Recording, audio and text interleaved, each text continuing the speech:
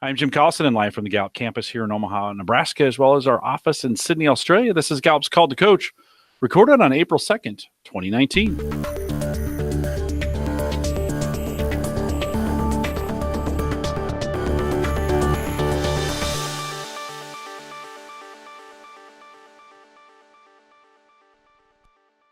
Called to Coach is a resource for those who want to help others discover and use their strengths. We have Gallup experts and independent strengths coaches share tactics, insights, and strategies to help coaches maximize the talent of individuals, teams, and organizations around the world. If you have questions during this live webcast, we do have a chat room that's available for you. It's actually on our live page. If you go to coaching.gallup.com/live, right below the video window is a link, and you can join us on the YouTube page. There's a chat room embedded there, 3 dots.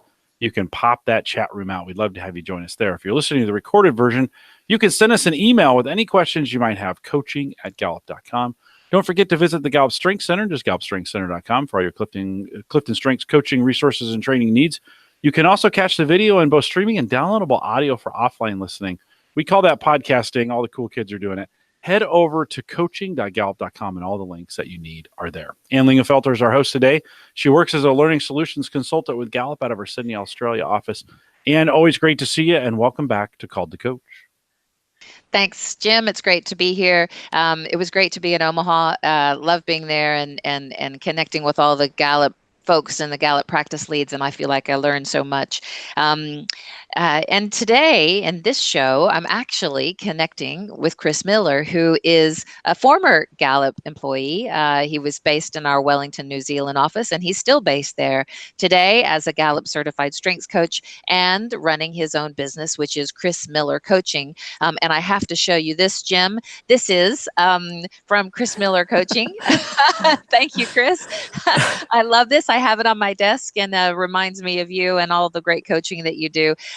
So if the audience wants to hear about Chris and learn more about him, they can go to Chris Miller Coaching and check out his background there on the website.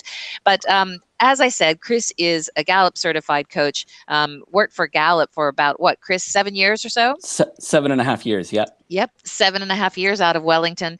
But he is he's been all over the place. He grew up in Canada. He worked in the UK for several years in various industries, and then immigrated to New Zealand in 2007, and then worked for Gallup for several years, and then left just about 2 years ago to start Chris Miller Coaching. So really interested in hearing your story and your perspective, Chris. And I'd like you to start off by telling the audience what your top 5 is. Sure, no problem. My top 5 are maximizer, learner, connectedness, input, and woo. And I love them all. Fantastic.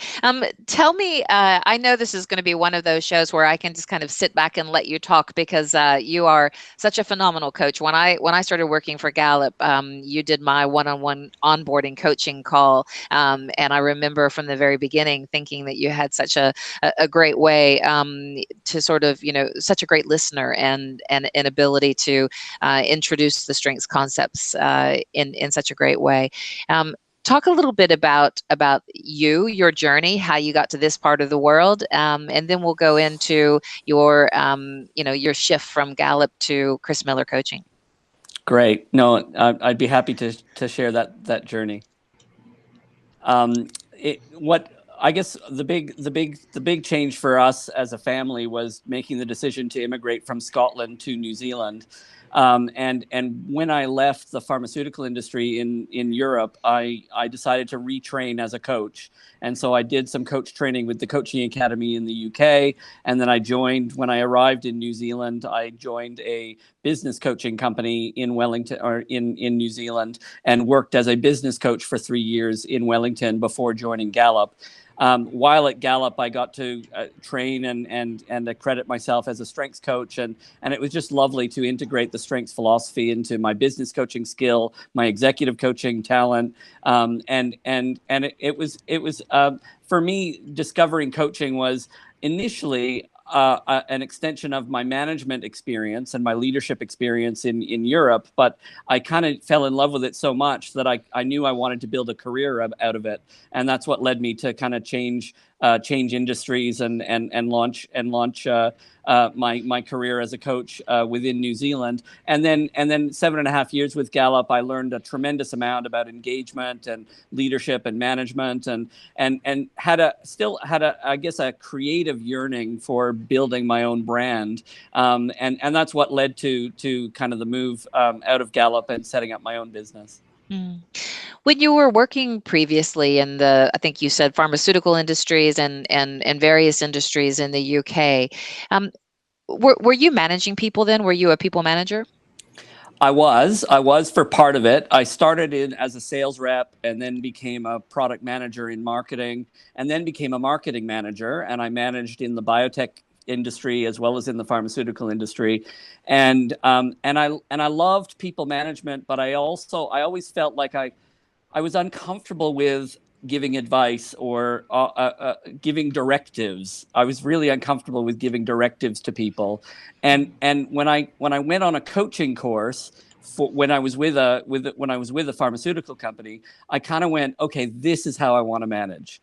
I want to manage as a coach. And so it was less about holding people accountable and more about how do I inspire people to want to do what they do best and really perform at a really high level. So the spirit of being non-judgmental, the spirit of asking great questions, the spirit of helping someone self-discover, that really resonated with me and was one of the reasons why I kind of thought, okay, this is the direction I want my career to take. So it seems that you adopted that approach before the curve, before the trend, because now obviously sort of moving from boss to coach and that whole idea of manager as coach is something that we see a lot in this more agile environment where performance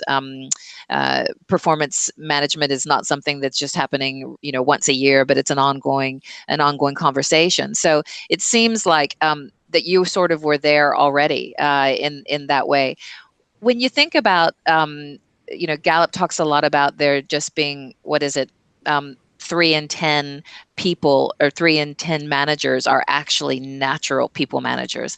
So is that something, or maybe it's 1 in 10 actually, and two people can be trained and developed to be great people managers. Is that something? Do you see that statistic in your work and in the workplace that you're in now, helping other people who are managers within various organizations? Yeah. Especially my own business is a combination of executive coaching, which I do mostly on behalf of Gallup, and small business coaching, which are my private clients. And when I think about entrepreneurs and their skill and their creativity, they have a great idea, but they don't have the skills or the knowledge of managing people. They kind of force their way into it as I need more workers to do more work, and I hire, but they don't know the subtleties of leadership versus management. They don't know the subtleties of managing versus coaching. And even the executives that I coach, that not all of them are wired to be managers or leaders, right? They have grown to a position in their organization, and they are forced to be a leader or a leader of leaders, and their skill set is strategic thinking, or their skill set is executing. And relationship building and influencing, those themes just don't resonate for them. And so their natural personality, their natural ability, and a lot of the coaching that I do is how do you maximize something that might be down at number 9 as their one relationship building theme? How do you maximize that in their strategy for building relationships with their team? Or how do you use executing themes to inspire the team to get to achieve an outcome? So I believe everybody is trainable to a certain degree, but it depends on their natural talent. Does their natural talent lend itself to be an inspiring leader or an inspiring manager? And not everyone falls into that category. Do you see changes I mean, obviously there's changes in organizational design and structure these days when we're talking about things like agile approaches. Do you see coaching changing in that sort of environment? Is it different than it used to be when you were managing and coaching back in the UK in the pharmaceutical industry? It is changing, and I think my familiarity with government in Wellington is pretty high, and so I see a lot of energy being put into training managers as coaches, and coaching philosophy is taking hold quite well, and it's giving permission to let's call it junior or mid-manager individuals who have coaching skill to actually influence senior leaders more frequently. So they are able to step in as coach or step in as facilitator, even though they're 2 or 3 layers down below the executive team. They're respected for their skill as a coach and their skill as a facilitator, and therefore they're having an influence on people who are much more senior than they are. So that's a positive. That's a real positive move, and I think a really positive change for organizations to tap into the talent of people throughout the organization and not assume that if you don't have positional authority, you can't be very influential.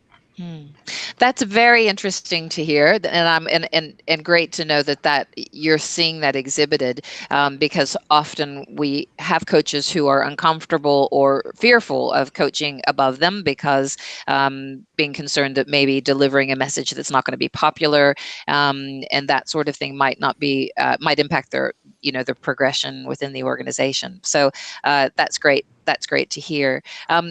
When we think about we talk a lot at Gallup about certain people having the ability to be great managers, and how those managers, many times the only way for them to progress in an organization is to go up, right?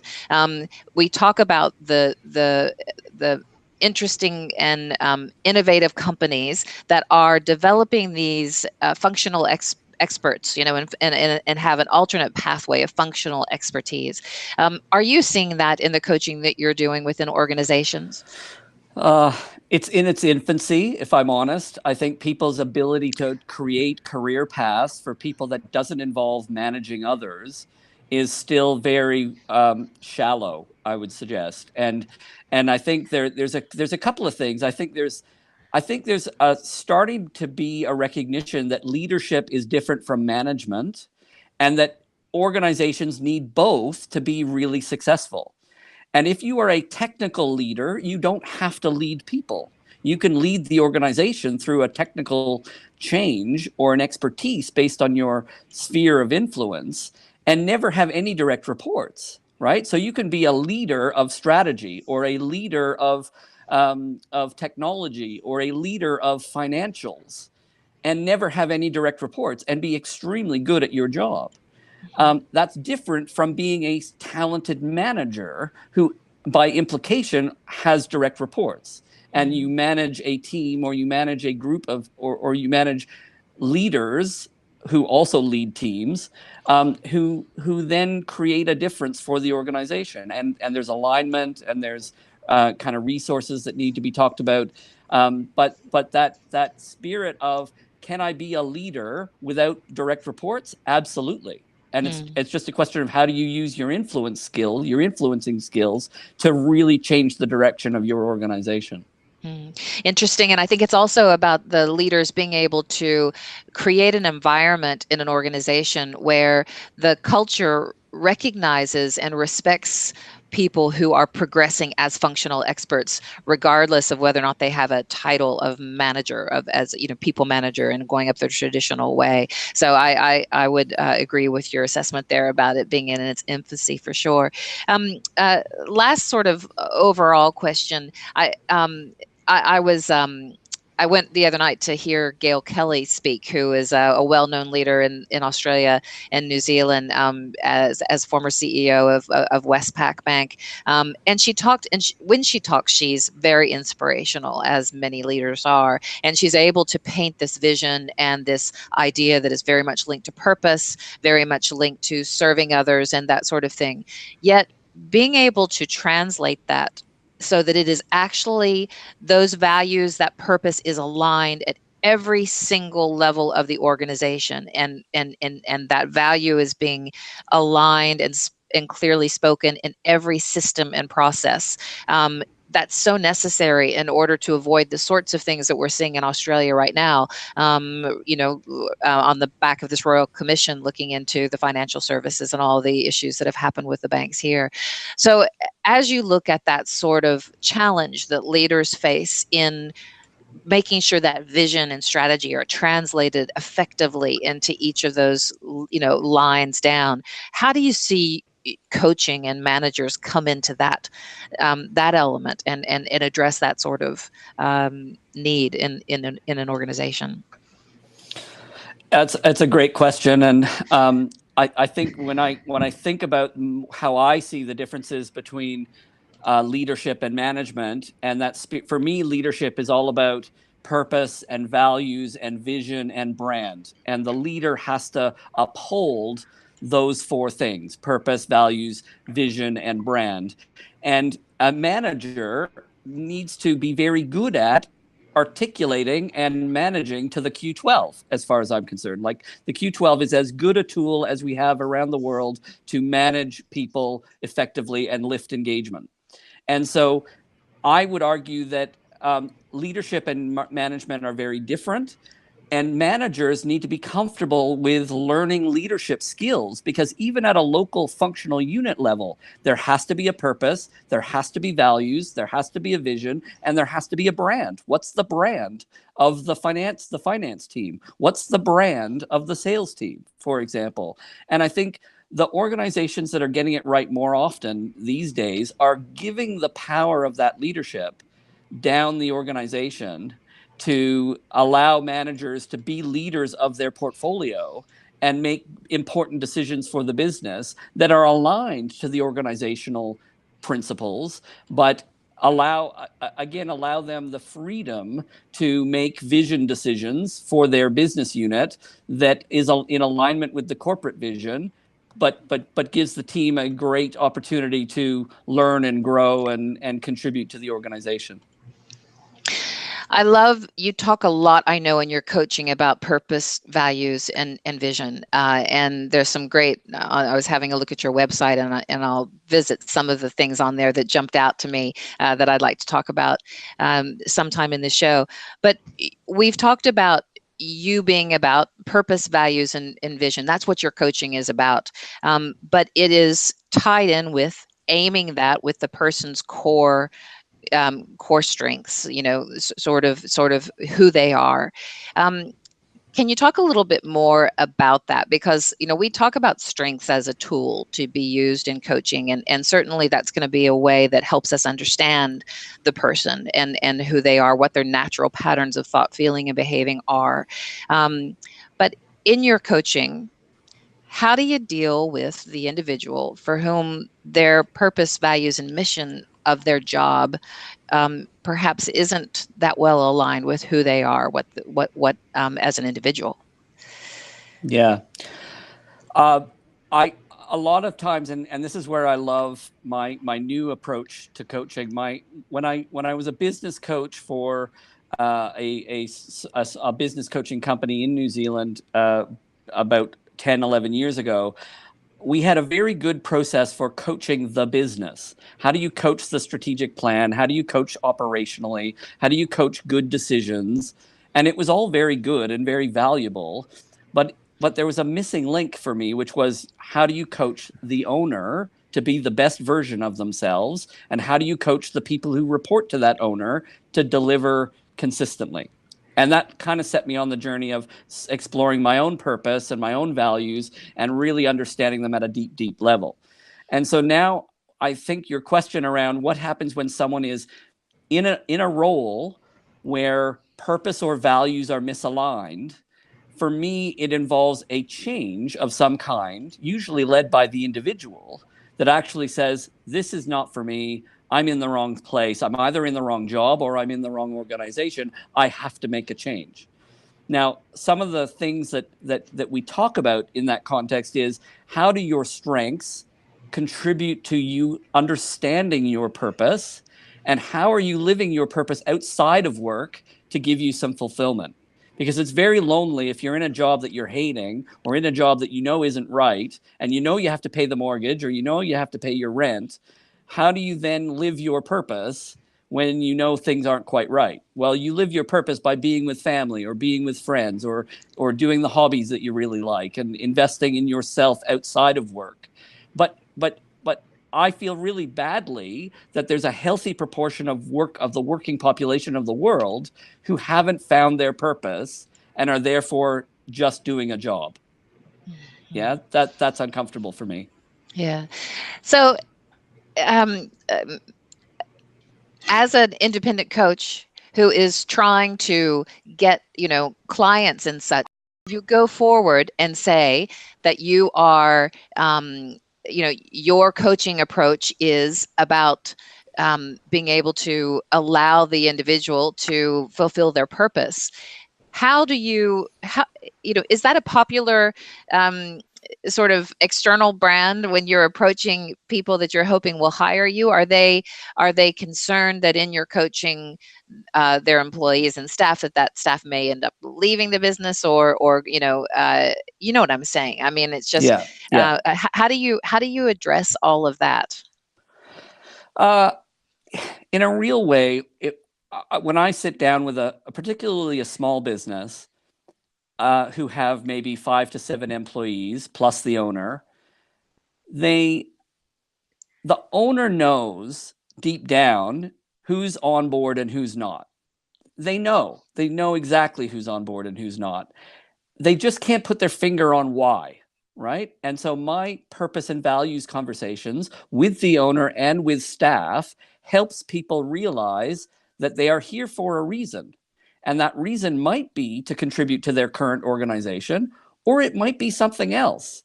And they and their employer will be happier if they happen to move on, for example. So the pain of the wrong, it's very rare for the wrong people to exit. That's interesting. I could, gosh, I feel like we could do another whole show just on that idea. That's very interesting. That's very interesting. So when you're, for the coaches that are listening and that are going to listen to this, how would you advise them to manage expectations up front when you're dealing with the organizations that are hiring you about whose agenda you're going to be addressing and coaching in the room?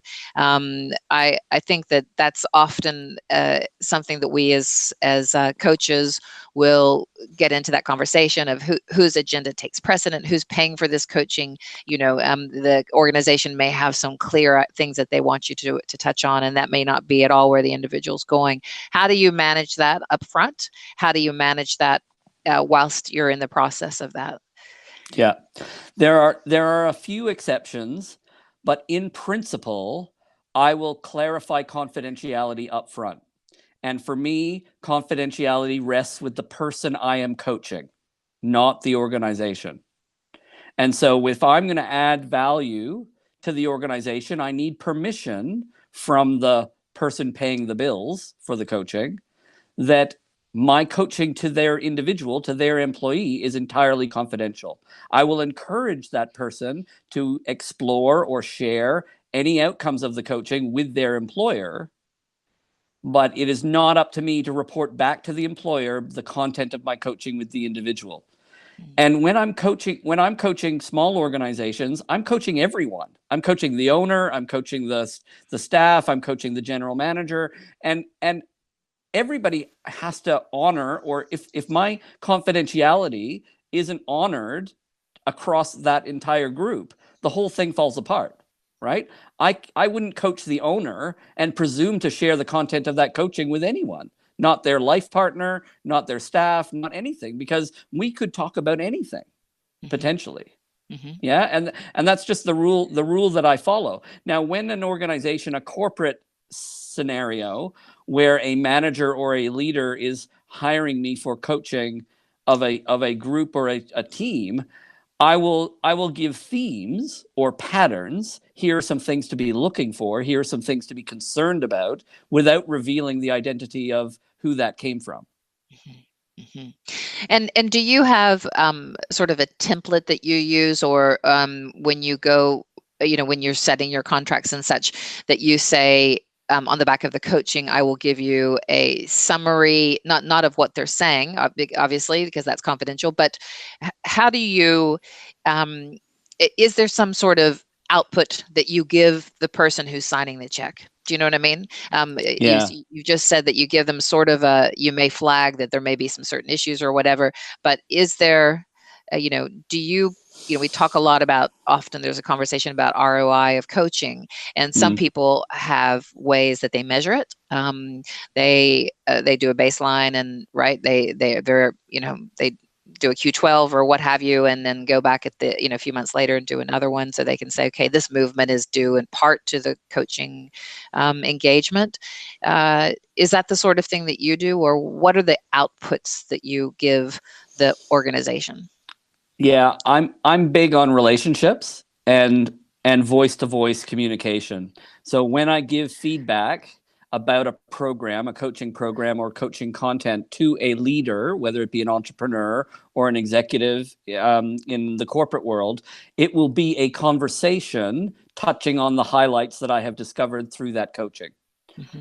I don't do a report. I don't document. I don't in effect have a before and after measure, because for me, the content of my coaching is so varied. It's so variable that I may be improving the fulfillment, the living the purpose of one member of the team. I may be improving the achievements, the outcomes, the expectations of another member of the team. And I may be clarifying the values of another member of the team. I don't know how you would measure the collective outcome of that. Do you know what I mean? Absolutely. Yeah. Yeah. Interesting. And I like that. I mean, I think in our day of everything by email and all of that, I just think that those picking up the phone and those conversations can be absolutely the most powerful. So that makes sense. One of the things that I really enjoy about your website is you talk about the greatest imaginable challenges. You have 3 of the greatest imaginable challenges on your website. Is that something that you do with that idea of creating those? Is that something that you do with your clients? And tell me, that's one question. And then the second one is, tell me about the 3 that you have on there. Sure. I guess the answer to your first question is yes. I have begun to explore greatest imaginable challenges with my clients. The concept of a greatest imaginable challenge is only a few months old in my world, in my business, and in my life.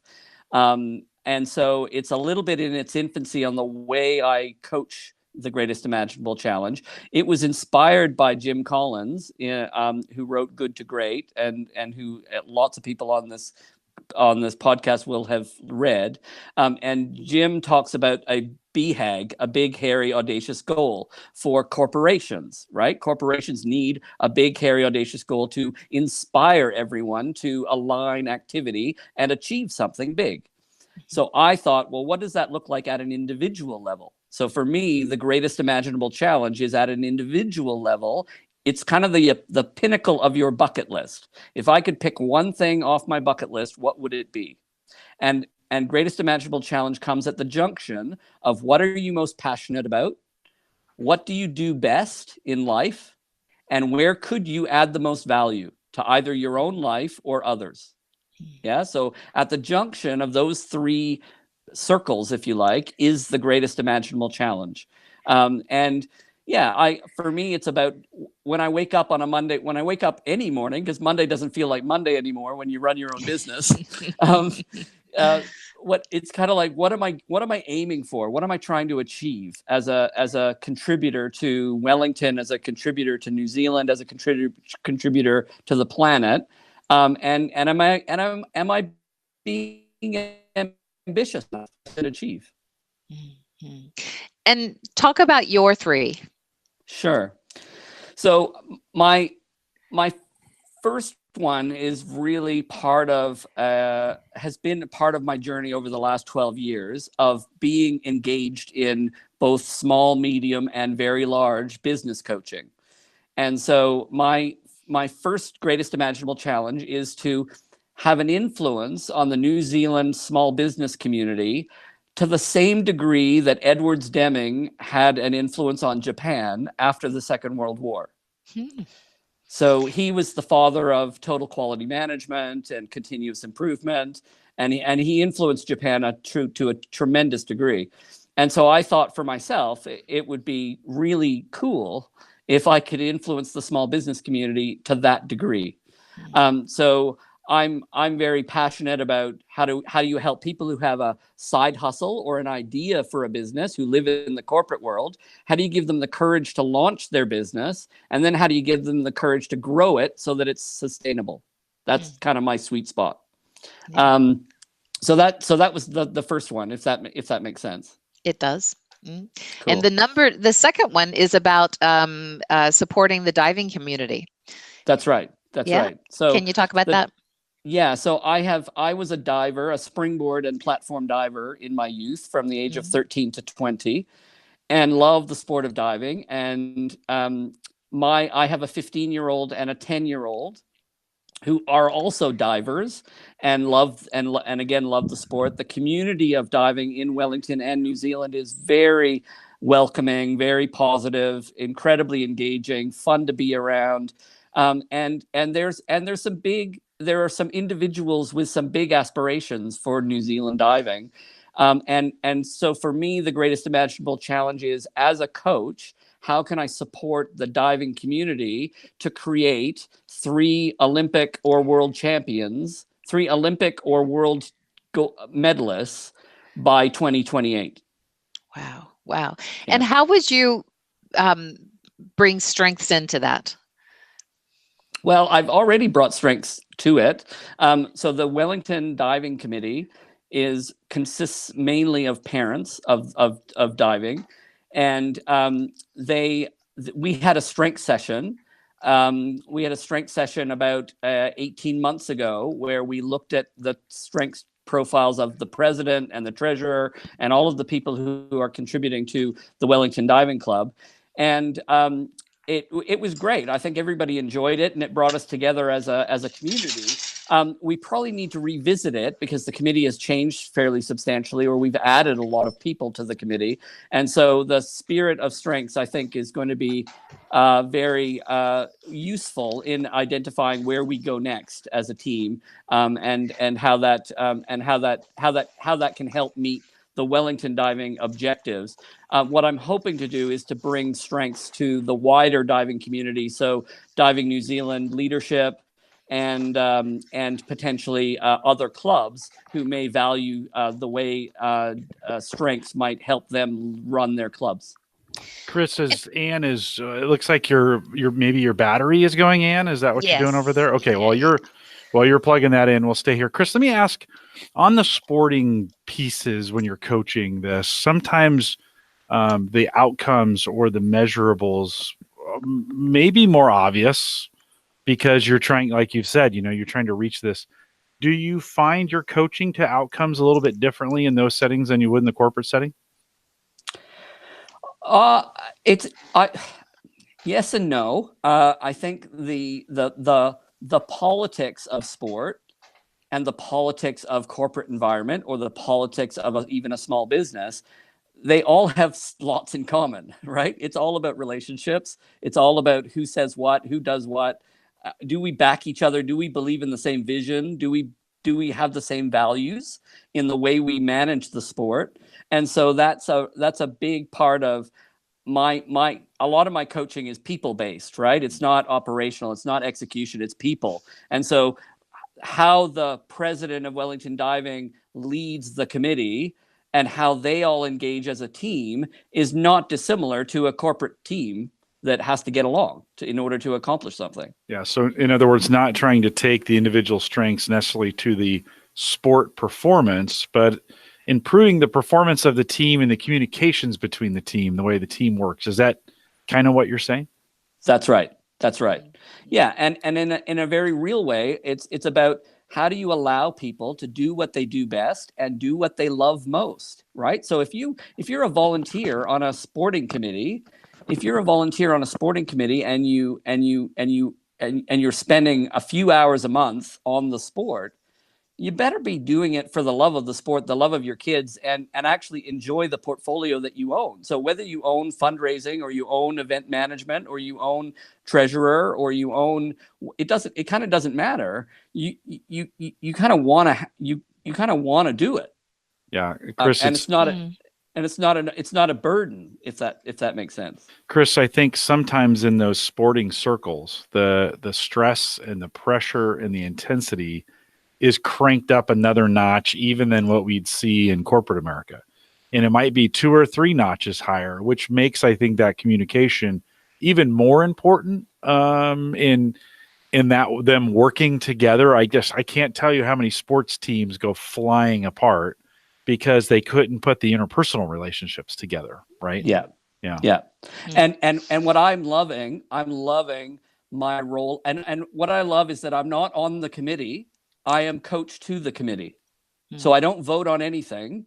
I just coach individually and collectively on how everybody gets along and how we set goals together. Yeah, excellent. I love that.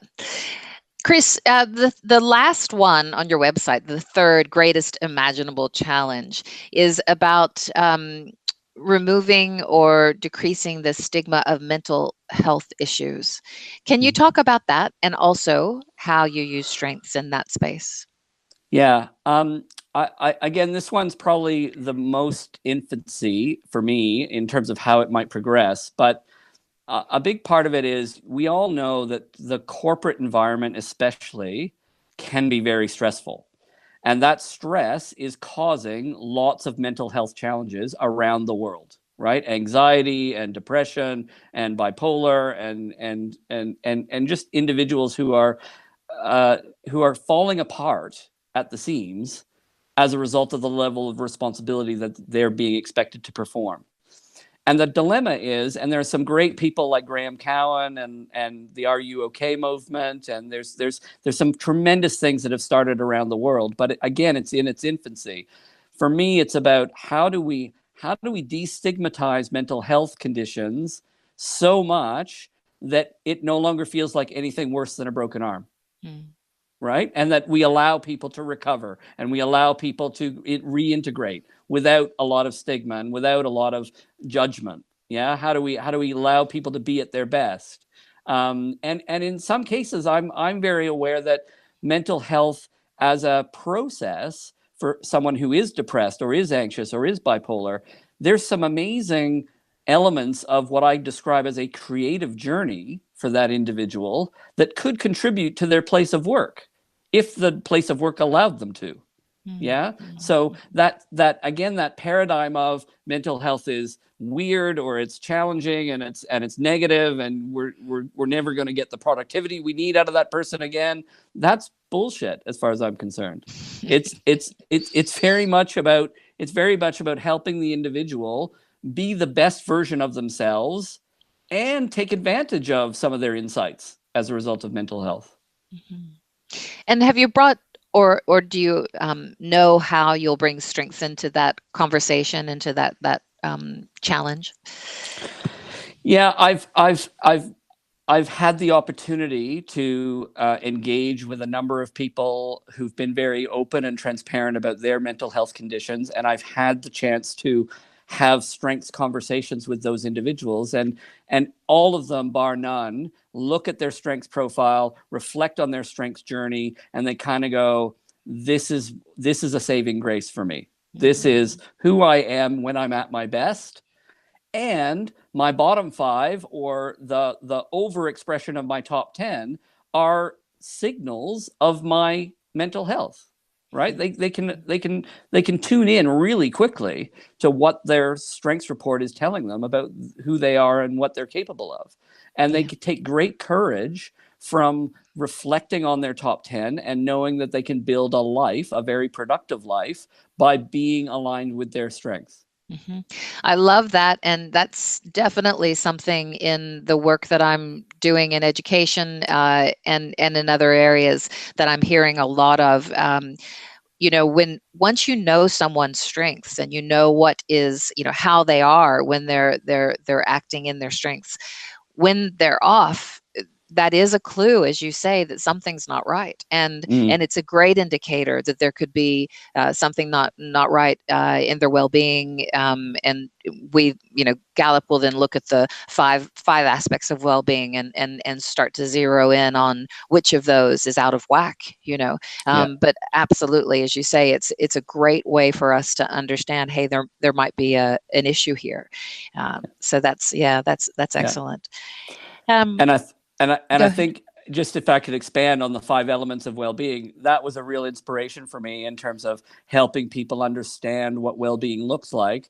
And for me, the element of what is described as physical well-being, I've expanded in my conversations to include emotional, mental, and spiritual well-being. So for me, there's 8 elements, not 5. But it's that subtlety of, how do you invest in someone's spiritual well-being? How do you invest in someone's mental well-being? Physical has a big role to play, but it can't fix everything. Yeah, absolutely. Um, Shifting gears a little bit, one of the things that I thought was very interesting on your website is your idea of pursuing your ideal clients. And I think that for many independent coaches or independent practitioners, they're just happy to get a client, right? Especially when they're starting out, when Yeah. they'll just say, bring them all on. Talk a little bit about what you mean by your ideal client. Yeah. For any business, you have to decide who you serve. Who do you best serve? And it doesn't matter whether you're a coaching business or a pharmaceutical business or a consulting business like Gallup. You've got to define who you serve. Now, you can serve people outside of your target market, outside of your ideal client, but your systems and your growth and your sales strategy and everything else has got to be oriented on your ideal client, whoever that might be. Yeah. And so for me, it it it it is okay to pick a couple or 2 or 3 different ideal clients, and that's what my website reflects. So I have a background in healthcare. I have an MBA in health services management. My understanding of a private healthcare business is pretty high, and so I coach a couple of healthcare businesses in Wellington, and I do that well because of my background and understanding in healthcare, as well as my coaching skill. And so it's that clarity of, the people I serve best are going to be the ones that value my knowledge, my experience, my wisdom as much as possible, because that's what will command me the highest value and the highest income as a coaching practice. Yeah, no, that's excellent. And if you can talk a little bit more about that in a granular way, let's take one of your clients, or if we often talk at Gallup about, think about your one of the greatest successes that you've had, or your best day at work. Um, I'd like to hear what your answer to that would be about your best day at work or your greatest success story. But I'd also like to understand, if you break it down, especially for those coaches out there who are trying to understand, how that process unfolds. How did you use your strengths, or what did you do in order to get that outcome? Hmm. So if I think about my best day, and what I do best is, I'm in a coaching room or I'm on the phone with a client, and my best day is like 6, 7 clients in a row. That's a good day for me.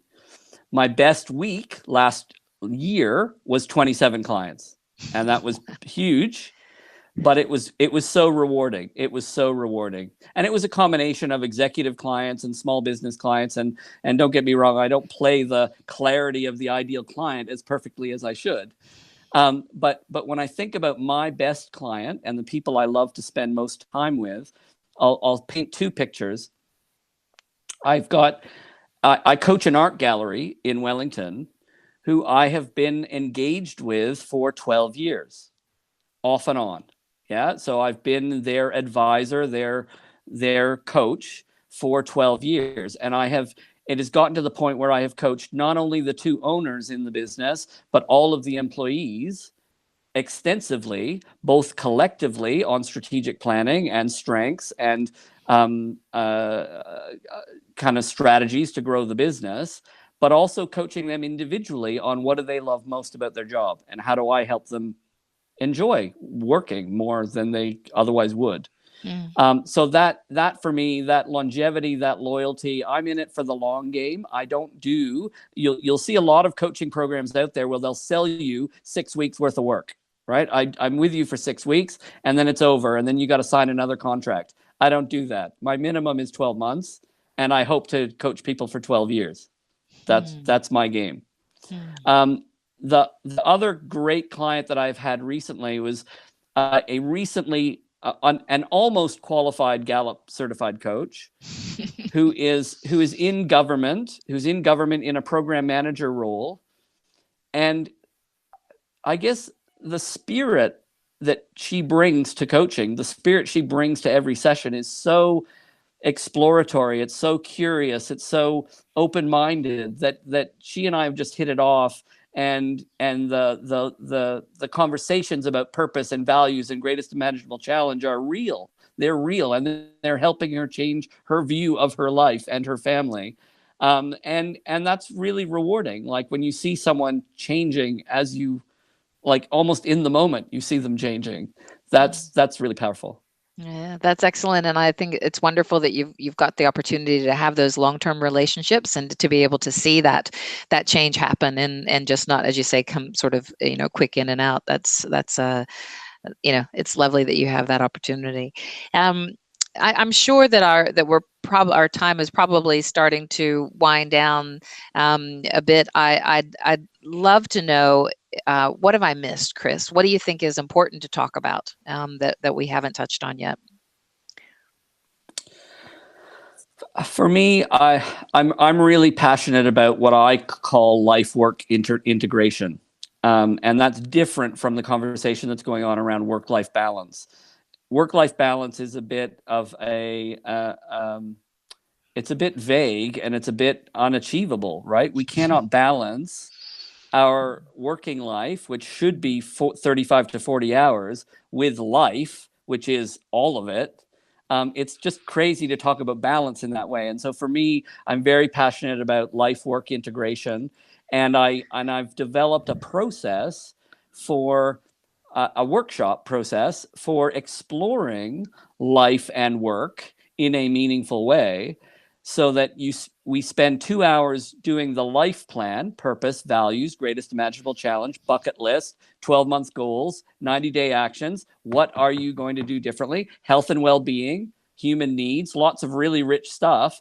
And then we do 2 hours on the business or on your working environment, again, looking at the goals of that working environment. And the purpose is, how does your working environment or your business feed your life, not the other way around? Mm-hmm.